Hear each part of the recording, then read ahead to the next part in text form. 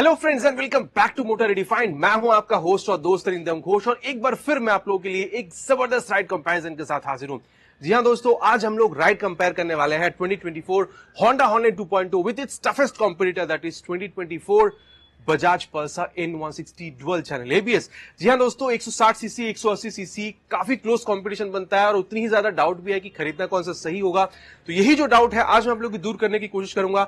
बताऊंगा दोनों में चीजें आप लोगों को यहां पर मिल क्या कर रही है, प्राइस आपको कितना पे करना होगा, फीचर स्पेसिफिकेशन, माइलेज आपको क्या मिल जाएगी, टॉप ऑफ ऑल दोनों को चलाते वक्त आप लोगों को एक्सपीरियंस कैसे मिल जाएगा, उस पर आज हम लोग सबसे ज्यादा ध्यान देने वाले हैं।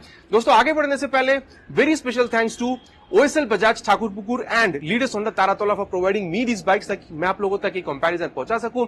वेस्ट बंगाल के हावड़ा हुगली कोलकाता में अगर आप रहते हैं, कोई भी आप होंडा या बजाज की प्रोडक्ट खरीदना चाहते हैं, शोरूम का कांटेक्ट बिल्कुल कर सकते हैं। डिटेल्स अभी आपको आपके स्क्रीन पर दिख गई होगी। तो चलिए दोस्तों राइड कंपैरिजन स्टार्ट करते हैं। दोस्तों राइड कंपैरिजन पे जाने से पहले जैसे मैं हर वीडियो में आप लोगों को एक छोटी सी वॉक अराउंड बताता हूं दोनों ही बाइक की डिफरेंसेस की, वो मैं आप लोगों को बता दूं, देन इसकी मेन फोकस राइड पे चलेंगे। फ्रंट व्यू अगर आप लोग देख रहे हैं दोस्तों, दोनों में एलईडी हेडलैम्प का सेटअप है, लेकिन N160 के पास थोड़ी सी एक्स्ट्रा एज है क्योंकि यहाँ पर आप लोगों को ये bi functional projector LED headlamp मिल रहा है, जहां पर आप लोग हाई बीम लो बीम दोनों को ऑपरेट कर सकते हैं, जो इसके पास नहीं है। अदरवाइज एलईडी वगैरह जो डीआरएल है वो आप लोग को दोनों ही बाइक में मिल रही है। देन सस्पेंशन में डिफरेंस है दोस्तों, N160 में 37 mm की आप लोग को टेलीस्कोपिक फोक मिल रही है, यहाँ पर हॉर्नेट 2.0 में आप लोग को यूएसडी मिल रहा है। अब क्या डिफरेंसेस है हैंडलिंग में, आगे इसके बारे में बात करने ही वाले हैं।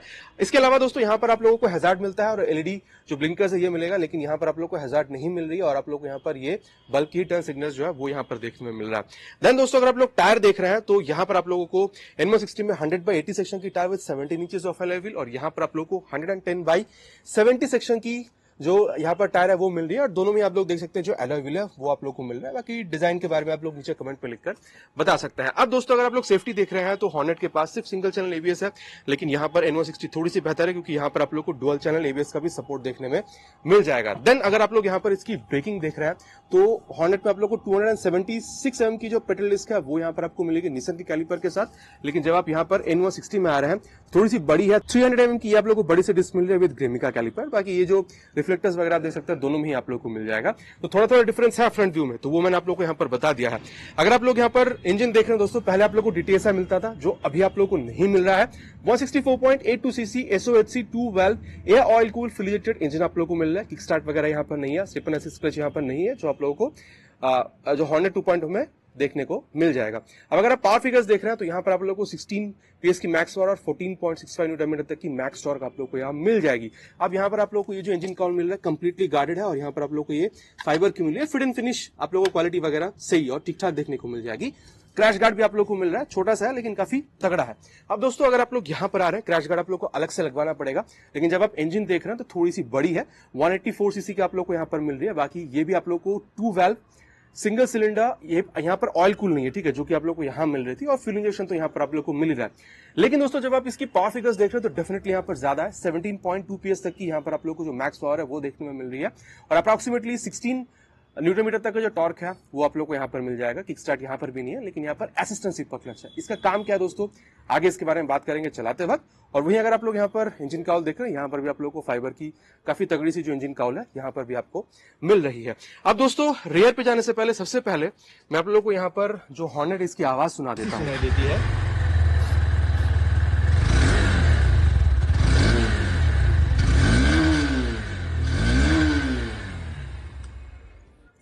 ये दोस्तों हॉर्नेट की आवाज आप लोगों ने यहाँ पर सुन ली है। अब आवाज सुनने की बारी है यहाँ पर N160 की। यहाँ पर मतलब आप देख सकते हैं अंडर व्हील एग्जॉस्ट आपको मिलता है।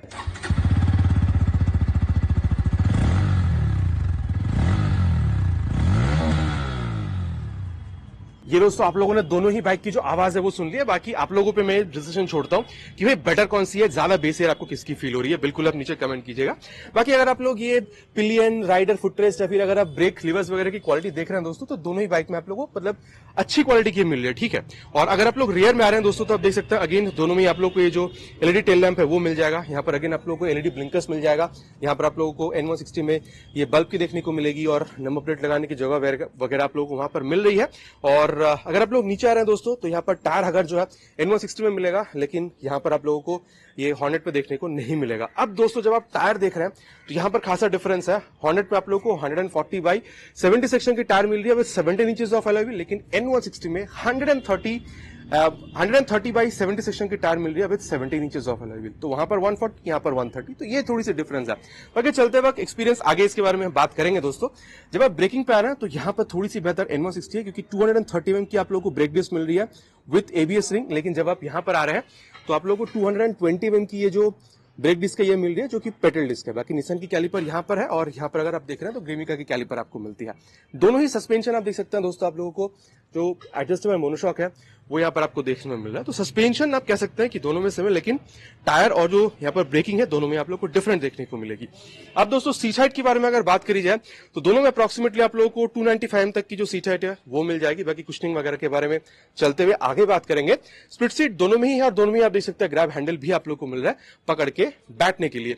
हाइट अगर आपकी 5'3" तक की भी है, दोनों ही बाइक को मैनेज करने में दोस्तों आप लोग को बहुत ज्यादा प्रॉब्लम नहीं होनी चाहिए। टैंक अगर आप लोग देख रहे हैं दोस्तों तो यहाँ पर हॉर्नेट में 12 लीटर की आप लोग को मिल जाएगी, और यहाँ पर अगर आप N160 में आ रहे हैं तो आप लोग को 14 लीटर की मिलेगी। बाकी यहाँ पर अगर आप देख रहे हैं तो ये टैंक कवर है जो कि फाइबर की क्वालिटी इसकी अच्छी है, लेकिन अंदर एक्चुअल टैंक आप लोग को मेटल की 12 लीटर मिलेगी। यहाँ पर ये मेटालिक ही मिल रही है जो कि 14 लीटर की है। और दोनों में आप देख सकते हैं ये जो E20 की स्टिकरिंग है दोस्तों, ये भी आप लोगों को यहाँ पर जो है बिल्कुल देखने में मिल जाएगा। बाकी E20 यहाँ पर आपको देखने में मिल रही है। तो OBD2 का अपडेट तो दोनों को ही मिला हुआ है। साथ ही आप कह सकते हैं कि फ्लेक्सिबल कंपैटिबल भी है। 20% इथेनॉल और 80% पेट्रोल से बनने वाली फ्लेक्सिबल से भी अगर आप दोनों ही बाइक को रन कर रहे हैं तो आप आराम से रन कर सकते हैं, कोई प्रॉब्लम वैसे आपको यहाँ पर फील नहीं होनी चाहिए। बाकी नॉर्मल फ्यूल से भी चलेगी दोस्तों दोनों बाइक में अगर आप कोई भी बाइक रन कर रहे हैं। बाकी कोलकाता में ऑलरेडी E20 फ्यूल मिलना स्टार्ट हो चुका है, आपके शहर में भी अगर मिल रहा है तो प्लीज नीचे कमेंट कीजिएगा। अब दोस्तों अगर आप लोग ग्राउंड क्लियरेंस देख रहे हैं बहुत ज्यादा डिफरेंस नहीं है। N160 में आप लोग को 165 mm की मिल रही है, और अगर आप लोग यहाँ पर हॉर्नेट में आ रहे हैं तो 167 mm की आपको देखने में मिल जाएगी। वेट में थोड़ी सी डिफरेंस है, हॉर्नेट में 142 और N160 में 154, तो अप्रोक्सीमेटली 12 किलोग्राम तक की आप लोग को जो डिफरेंस है वो यहाँ पर देखने में मिलती है। बाकी चलते वक्त दोस्तों इसके बारे में बात करेंगे। हैंडल बार मीटर कंसोल के बारे में बात करते हैं। यहाँ पर अगर आप हैंडल बार देख रहे हैं तो थोड़ा सा स्ट्रेट टाइप की आपकी महसूस होगी, लेकिन जब आप यहाँ पर N160 में आ रहे हैं ना तो आप देख सकते हैं थोड़ी सी इंक्लाइंड है, मतलब अंदर की तरफ ये हैंडल बार आ रही है, तो थोड़ी सी आप लोगों को वो क्लिप ऑन वाली फील यहाँ पर देती है। अब अगर आप देख रहे हैं दोस्तों तो टैंक माउंटेड की स्लॉट है, और यहाँ पर आप लोगों को हैंडेड माउंटेड की स्लॉट देखने को मिलता है N160 में। पास लाइट का switch, high beam, low beam, turn indicators, horn is pretty loud. Right side में अगर आप आ रहे हैं इंजन किल स्विच, ये हजार्ड लैम्प का ऑप्शन है, मैंने आपको ऑलरेडी बताया है, और नीचे इंजन ऑन करने का स्विच। बाकी एग्जॉस्ट साउंड मैंने आप लोग को ऑलरेडी सुना दिया है।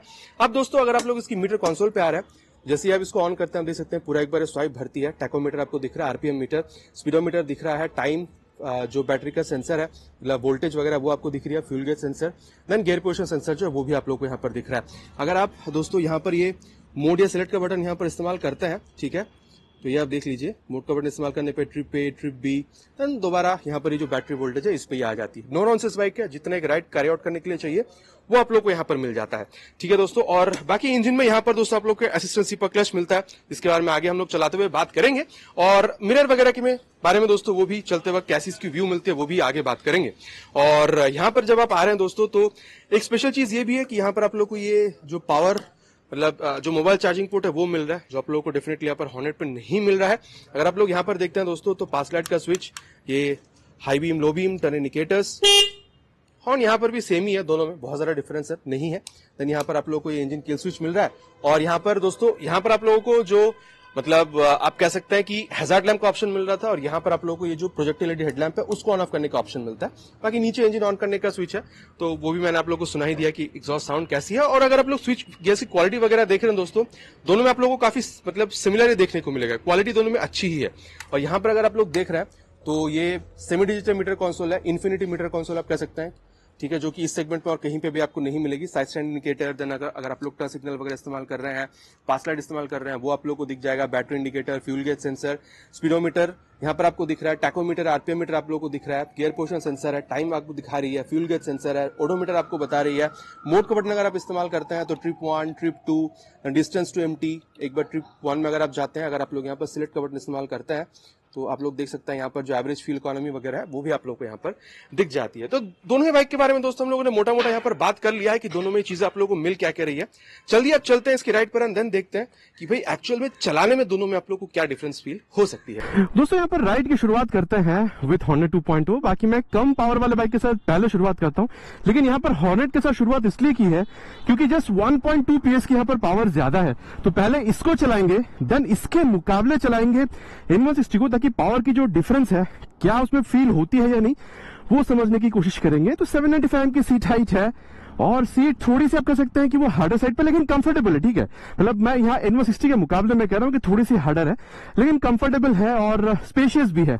चलिए स्टार्ट करते हैं। First gear, oh my God, second gear, third gear, भाई साहब गजब है भाई, गजब है। 184 सीसी की यहाँ पर ये जो बाइक आप लोगों को मिल रही है, नो डाउट काफी बढ़िया रिस्पांस जो है, इनिशियल रिस्पांस वो आप लोगों को यहाँ पर ये बिल्कुल निकाल कर दे रही है।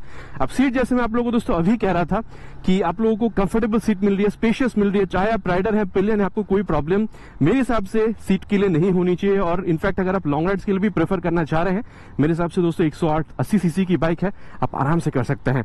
एक बार दोस्तों पीछे मुड़े, देख ले पीछे कोई है नहीं, वैसे मिरर पे तो देख ही लिया है, मोड़ लेते हैं। ये देखिए काफी छोटी सी जगह पे आपने इसको मोड़ भी लिया है, और जो टर्न रेडियस है वो भी आप कह सकते हैं कि काफी छोटी सी है। तो अगर आप बिजी रास्ते में है, व्यस्त रास्ते में, आपको छोटी सी जगह पे गाड़ी को ज्यादा से ज्यादा मोड़ना है, तो वो भी आप यहाँ पर कर सकते हैं। और यहाँ पर दोस्तों जहां तक बात है मतलब क्लच की, तो असिस्ट है, इसकी वजह से आप कह सकते हैं कि क्लच बहुत ज्यादा सॉफ्ट है। इनफैक्ट मैंने इसकी जो CB350 है ना होंडा की, उसको जब मैंने राइड किया तो भाई मेरे तो होश उड़ गए, भाई इतनी सॉफ्ट है, मतलब ऐसा लग रहा है कि भाई क्लच है नहीं, क्लच खराब है, इतनी सॉफ्ट है वो, ठीक है। बाकी उसी की तरह ये फील कुछ ये यहाँ पर आपको भी देने वाली है। और अभी दोस्तों आप लोगों को स्लीपर क्लच मिलता है। अब स्लीपर क्लच में होता क्या है, चलिए ये देखिए, पहले इसको हम लोग खींचेंगे और अभी देखिए डाउनशिफ्ट करेंगे। ये देखा आप लोगों ने, ये यहाँ पर जो आरपीएम है वो बढ़ी, लेकिन स्पीड आप देख रहे हैं स्पीड घटी, थोड़ी सी आपको आरपीएम भी बढ़ती हुई दिखाई दी, लेकिन यहाँ पर रियर टायर जो है वो स्लिप नहीं करी है। तो ये कमाल होता है स्लीपर क्लच का, जो आप लोग को यहाँ पर N160 में अभी तो फिलहाल देखने में नहीं मिल रही है। अपग्रेड के साथ आप आशा कर सकते हैं कि आगे आप लोगों को मिल जाए, लेकिन अभी आप लोगों को नहीं मिल रही है, तो ये खास बात है। बाकी अगर आप गियर वगैरह देख रहे हैं दोस्तों, तो मक्खन जैसे शिफ्ट होती है, इसमें आपको कोई प्रॉब्लम नहीं है, चाहे आप अप शिफ्ट कर रहे हो चाहे आप डाउन शिफ्ट कर रहे हो, ठीक है। अब दोस्तों हम लोग गाड़ी को यहाँ पर मोड़ना चाहेंगे। ये मोड़ते वक्त ना आपको काफी मजा आता है, गाड़ी जो है काफी हल्की महसूस होती है। ये सब सोचिए दोस्तों 142 किलोग्राम की वेट है, मतलब अगर जैसे पल्सर चलाता हूँ, पल्सर 150, उससे भी आप लोगों को लाइट महसूस होगी। तो मतलब क्या ही कहना, 184 सीसी की यहाँ पर बाइक आप लोगों को मिल रही है। अब अगर मैं आप लोगों को बताऊं तो यहाँ पर मतलब बैठ के आपको जो मजा आ रहा है ना, क्योंकि अगर आप हैंडल बार देख रहे हैं ना, तो वो भी थोड़ी सी कॉम्पैक्ट साइड पर है। बाकी N160 में मैं आपको आगे बताऊंगा अबाउट द हैंडल बार। और चलिए दोस्तों, अब इसकी जो एक्सीलरेशन टेस्ट है वो भी मैं आप लोगों को करके बता देता हूँ, देन इसकी जो परफॉर्मेंस है उसके बारे में आगे बात करेंगे। और चलिए दोस्तों अब एक्सीलरेशन टेस्ट को भी स्टार्ट करते हैं। फर्स्ट गियर पे मैंने रख दिया है 3 हॉर्न के साथ।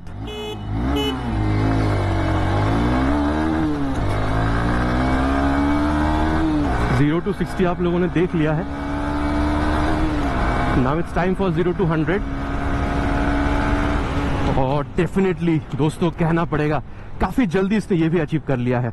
अब दोस्तों देखने लायक बात ये है कि यहां पर ना मैं कहूंगा वाइब्रेशन भी काफी हद तक कंपनी ने भी कंट्रोल कर लिया है। अगर आप 90 तक भी जा रहे हैं ना, उसके बाद हल्का सा जो बज है वो आपकी रियर मतलब यहाँ पर जो फुटपेक्स है ना उसमें आप लोगों को फील हो रही है। बाकी हाँ एक चीज कहना है, आप जब बैठ रहे हैं ना तो आप हल्का सा सामने की तरफ झुक रहे हैं, बाकी हैंडल बार ऊंची है तो आपको ज्यादा झुकने की जरूरत नहीं है। और आप देख सकते हैं रियर फिटेड फुट पे है, तो स्पोर्टी राइडर पोजीशन जो है वो आप लोगों को यहाँ पर डेफिनेटली मिल रहा है। अब जैसे मैं दोस्तों आप लोगों को बता रहा था, हर गियर की टॉप स्पीड पर जब आप जा रहे हैं तो थोड़ा सा आपको बज फील हो रहा है, लेकिन मान के चलिए आप अभी 4th गियर पर हैं, आपने 100 अचीव कर लिया, तो जैसे आप 5th गियर पर जा रहे हैं वो एक कंफर्टेबल जो रेंज है ना वो आपको मिल रहा है। मतलब वो जो वाइब्रेशन वगैरह है बहुत ज्यादा फील नहीं हो रही है। बाकी थोड़ा मोड़ा वाइब्रेशन जो है वो आप लोगों को आफ्टर 85-90 थोड़ा बहुत फील हो रहा है। और वही दोस्तों अगर मैं आप लोगों को बताऊं कि यहाँ पर भाई जो कंट्रोल है बाइक की, स्टेबिलिटी वो कैसी है, तो भाई बहुत बढ़िया है। सामने में 110, रियर में 140, तो टायर से ही वो कॉन्फिडेंस मिलता है, चला के भाई वो तो स्टेबिलिटी आपको मिल ही रही है। और अब अगर मैं आप लोगों को कहूं कि भाई इसमें कंफर्टेबल क्रूजिंग स्पीड क्या हो सकती है, डेफिनेटली दोस्तों आप लोग यहाँ पर 100 तक भी अगर जा रहे हैं ना तो मेरे ख्याल से आप आराम से क्रूज कर सकते हैं, कोई प्रॉब्लम आपको फील नहीं होनी चाहिए। दोस्तों अब बारी है इसकी ब्रेक टेस्ट की। चलिए सबसे पहले इसको ले चलते हैं 60 तक, एंड देन इसकी जो फ्रंट ब्रेक है उसको अप्लाई करेंगे, और फ्रंट ब्रेक अप्लाइड 62-3 तक हम लोग चले गए थे दोस्तों। और कहना होगा भाई साहब, मतलब जैसे आप यहाँ पर ये लीवर प्रेस कर रहे हैं ना, बाकी लीवर थोड़ी सी सॉफ्टर साइड पर है, लेकिन जब भी आप लीवर प्रेस कर रहे हैं ना वो झट से आपको जो रिस्पॉन्स है ना फ्रॉम द ब्रेक वो आप लोग को यहाँ पर बिल्कुल मिल रही है। और पेडल डिस्क अपना काम बखूबी निभा रही है दोस्तों, यहाँ पर 276 mm की आपको मिल रही है।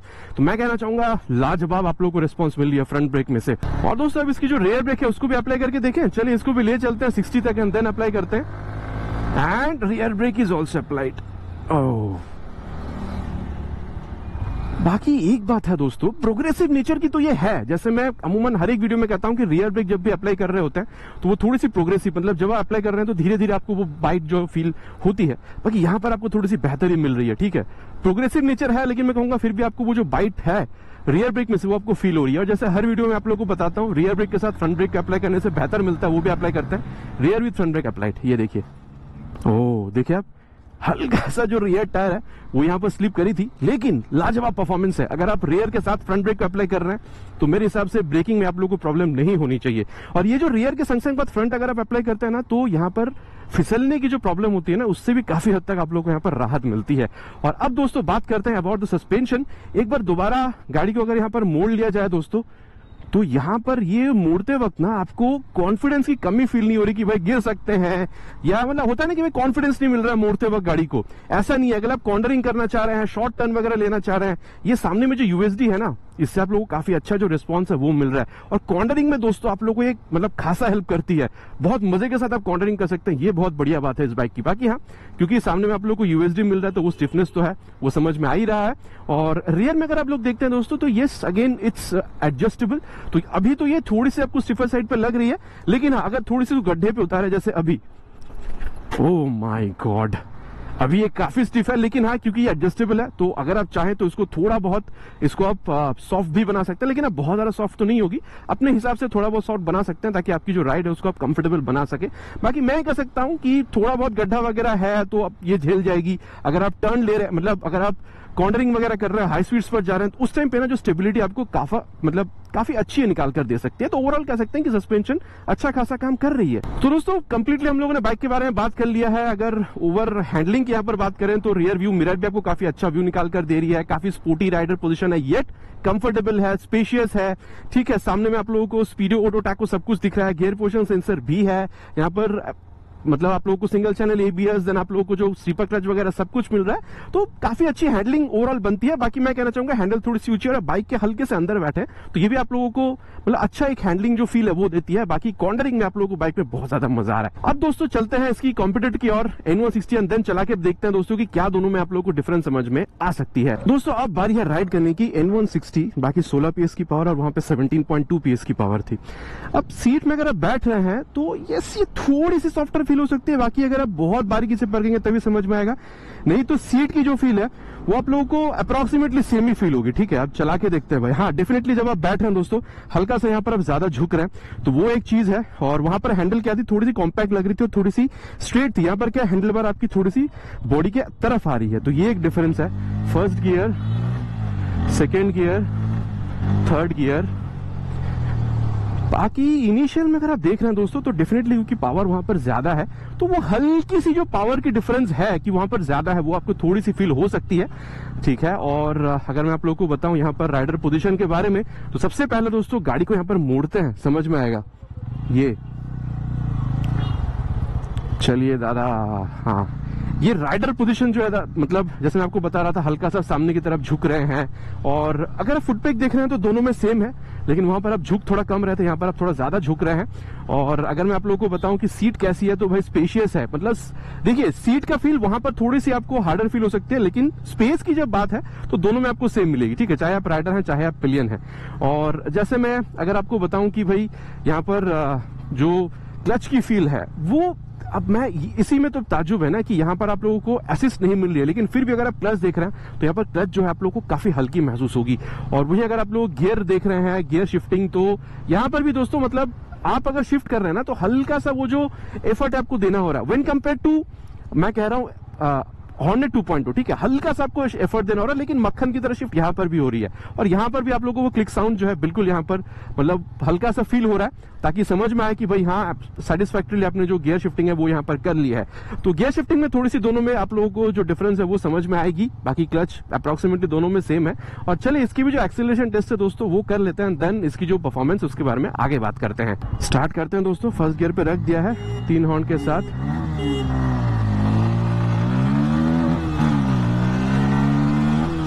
0 to 60 आप लोगों ने देख लिया है। Now it's time for 0 to 100।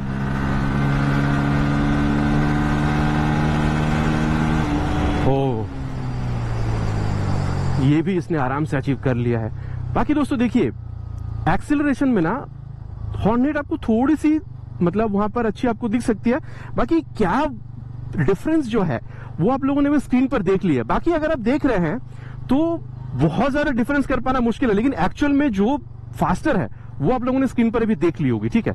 अब अगर मैं कहूं दोस्तों तो वाइब्रेशन लेवल भाई यहां पर और ज्यादा मुलायम जैसी है, यहां पर और ज्यादा कंट्रोल्ड है। अगर आप 100 तक भी जा रहे हैं ना तो भी आप लोगों को यहां पर वाइब्रेशन बहुत मुश्किल से समझ में आ रही है। तो वाइब्रेशन डेफिनेटली यहां पर आप लोगों को जो कंट्रोल है ओवर वाइब्रेशन आप लोगों को यहां पर बेटर देखने में मिल रही है। देन अगर आप लोग स्टेबिलिटी देखते हैं तो दोस्तों, एक बार गाड़ी ऑफ कैसे हो गई, स्टेबिलिटी अगर आप लोग देख रहे हैं दोस्तों तो डेफिनेटली आप लोगों को हॉर्नेट में थोड़ी सी बेहतर फील हो सकती है, लेकिन अगर आप नॉर्मली देख रहे हैं तो यहां पर भी आपको ठीक ठाक ही लगेगी। अगर आपको बेहतर देखना है तो हल्की से आप लोगों को हॉर्नेट में जो फील बेहतर मिल सकती है। और अगर मैं आप लोगों को बताऊं कंफर्टेबल क्रूजिंग स्पीड क्या है तो वही 90 से 100 के बीच में रखिए, मैं कहूंगा वही आप लोगों को यहां पर एक कंफर्टेबल क्रूजिंग स्पीड दिला सकती है।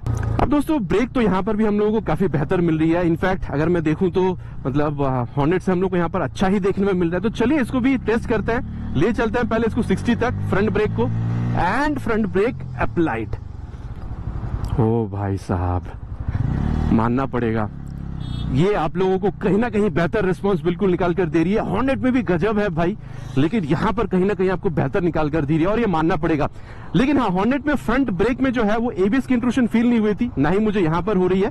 बाकी हाँ, जब मैंने इसको पहली भी बहुत बार टेस्ट किया है, एबीएस की जो इंट्रूशन है वो आप लोग को बिल्कुल फील कराती है, लेकिन हाँ वो कंडीशन पे डिपेंड करता है। और अब अगर मैं आप लोगों को इसकी रियर ब्रेक के बारे में बताऊं तो ले चलेंगे इसको भी 60 तक, और यहाँ पे तो डुअल चैनल है तो 60 तक, and rear brake is also applied here. हाँ ये तो भाई सही है। यहां पर जब मैंने इसको एक्सट्रीम प्रेस किया है ना, वो जो एबीएस की इंट्रूशन है वो यहां पर ये फील बिल्कुल कराती है। और चलिए अब दोनों को इस साथ में अप्लाई करते हैं, पहले rear end then front. Rear with front brake applied. हाँ, रियर और फ्रंट को जब आप साथ में अप्लाई कर रहे हैं तो बिल्कुल ये समझा रही है कि भाई रियर जो एबीएस इंट्रूशन है वो भी आपको फील होगी, ठीक है। बाकी ओवरऑल देखिए दोस्तों, हॉर्नेट में भी गजब की ब्रेकिंग है, कोई प्रॉब्लम नहीं है, लेकिन यहाँ पर आपको चीजें थोड़ी सी बेहतर मिल रही है। और क्योंकि डुअल चैनल एबीएस है तो भाई ये आपकी सेफ्टी में बिल्कुल ऐड करती है, ठीक है। बाकी हॉर्नेट में हल्की सी फिसली थी रियर टायर, लेकिन यहाँ पर नहीं फिसली है बिकॉज ऑफ एबीएस। तो डेफिनेटली यहाँ पर आप लोगों को ब्रेकिंग जो है थोड़ी सी आप लोगों को हॉर्नेट से बेहतर यहाँ पर दिख रही है। और दोस्तों सस्पेंशन के बारे में अगर बात करी जाए तो हाँ, मतलब हॉर्नेट में आप लोगों को यूएसडी की वजह से स्टिफनेस जो है सामने में से फील हो रही थी, उतनी ज्यादा स्टिफनेस यहाँ पर तो बिल्कुल आपको फील नहीं हो रही है। लेकिन दोस्तों मैं कहूंगा कि ठीक ठाक है। आप लोगों को स्टेबिलिटी में प्रॉब्लम बिकॉज ऑफ सस्पेंशन वैसा वगैरह यहाँ पर फील नहीं हो रहा है। फ्रंट और रियर दोनों ही आप लोग को मिड साइड पर मिलेगा, ताकि अगर आप हाई स्पीड पर जा रहे हो स्टेबिलिटी अच्छी मिले, कॉर्नर में स्टेबिलिटी अच्छी मिले, पॉटहोल्स पे अगर आप जा रहे हैं तो भी आप लोगों को बहुत ज्यादा जर्क फील ना कराए। ओवरऑल अगर आप देख रहे हैं तो हाँ, सस्पेंशन यहाँ पर आप लोगों को थोड़ी सी ज्यादा कंफर्टेबल बिल्कुल फील होती है, ठीक है। और अगर मैं आप लोगों को बताऊं दोस्तों कि ओवरऑल इसकी हैंडलिंग कैसी है, तो रियर व्यू मिरर जो है यहाँ पर भी काफी अच्छी व्यू जो है निकाल कर दे रही है।